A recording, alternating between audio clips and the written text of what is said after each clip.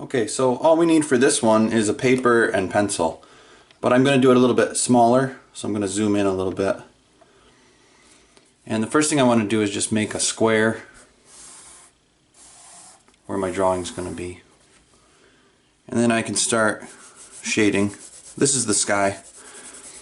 And you could leave some spots a little bit lighter for clouds. I'm just going to pretend there's no clouds and it's twilight out. It's getting dark. So I start out with a medium value, and then as I'm shading, as I'm going down, it's going to gradually get lighter and lighter. And I want to shade almost all the way to the bottom. But you see how it's lightening up now? And I went outside a little bit. I can erase that later. First I'm going to clean up the edges. There we go. So there's my sky. And now I can start to put some vertical lines in, but don't make them all the same height or the same distance apart. You know, some can be a little bit closer, some can be farther apart, some can be real short. It's more interesting that way. And those are the trunks of the trees. And now I can just go and put some just zigzags back and forth. So I start at the top, but I do it kind of randomly. You know, kind of like a crazy upside down tornado.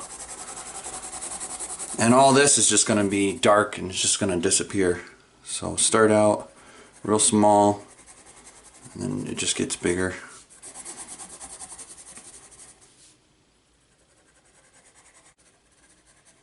And you could leave some spots, like gaps if you want, in the tree. Makes it look a little bit dead. Like the trees you might see in a swamp. Might make it a little more interesting. A little more eerie. Art doesn't have to be happy and you know, silly all the time. It can be kind of moody. So that's what this drawing is, kind of.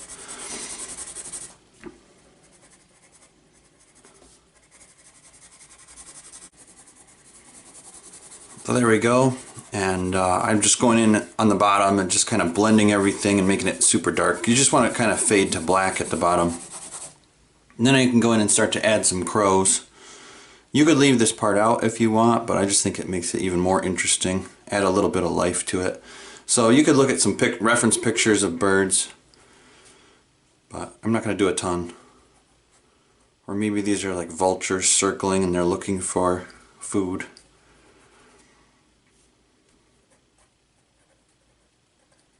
There we go. This could also be buildings. I mean, it doesn't have to be trees. You could be like the top of a house or an old castle or something. Use your imagination. It's just for fun. So I'm going to show you another one. I'll do this one small too. Zoom back in on it.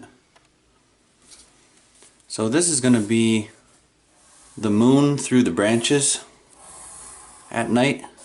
So figure out where you want the moon. It's nice to trace something that's a circle.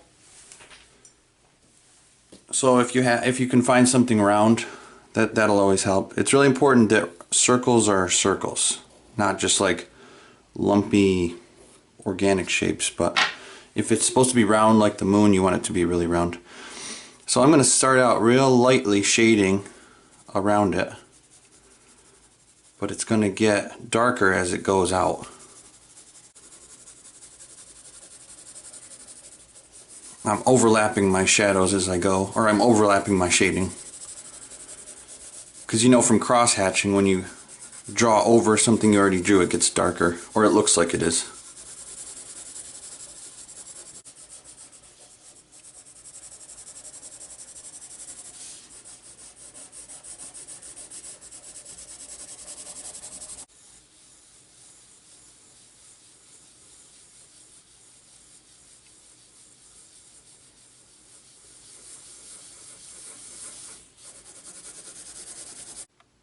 I just decided I want the moon to be a little bit smaller in my picture, so found a smaller round thing to trace.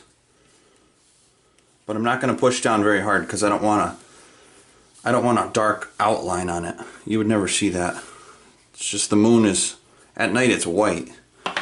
And then, you know, everything else around it just gradually gets darker as it goes out. Because the light from the moon mixes with the atmosphere, even if there's no clouds.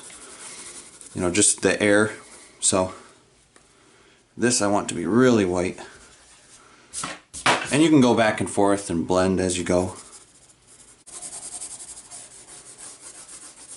I think that's good. So, kind of like with the other drawing when we faded from medium to light. Now it's medium on the outside and light as it goes in toward the moon. And the moon can just be white. So once you have that, you can start to do your dark values. And we can make those. I mean, you could do the same kind of trees. I'm going to do it a little bit different. I'm going to just be really brave and just start cutting right in to my moon that I drew, like this. So these are some of those, like a maple tree, or you know, trees with leaves, but this time of year they drop their leaves and it just sticks. And I could have these kind of come in from all directions. It almost looks like lightning. And the branches can start out, you know, thin, and then they get thinner. So by the time you get to the outside, they're just little twigs.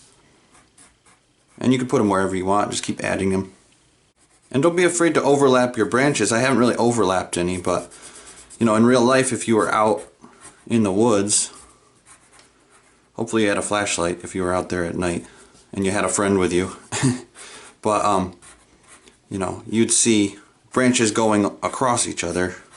They wouldn't just all be all by themselves. So then they'd go in different directions from the trees or the bushes.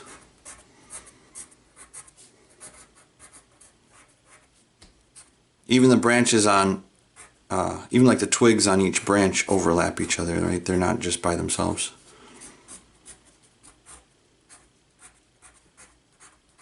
So just kind of add them wherever you think. And I like to fill in the bottom to give the picture some weight.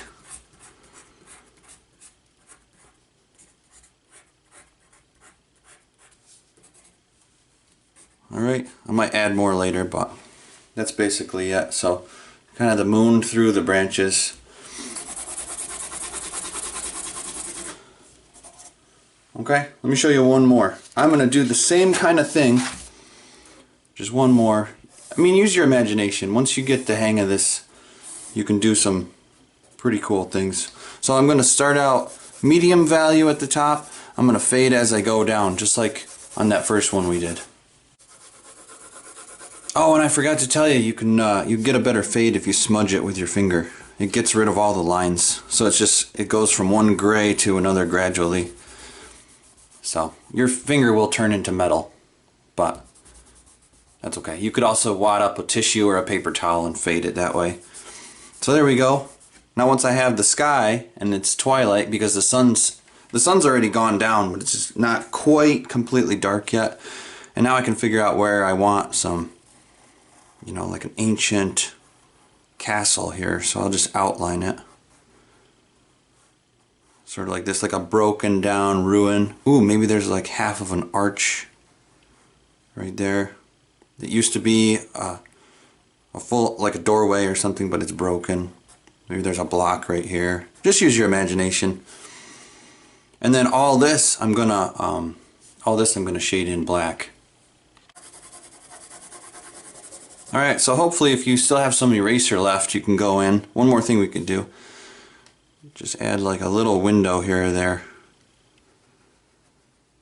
Makes it look like somebody still lives there, which makes it even more mysterious, like the light's on. Then you can go in and outline the edge, give it a real sharp edge. Okay? And you can mix and match all these different techniques, come up with your own picture. So just a eerie night or a twilight scene, and all you need is a pencil and paper. So can't wait to see what you guys come up with. Work hard and have fun. See you soon.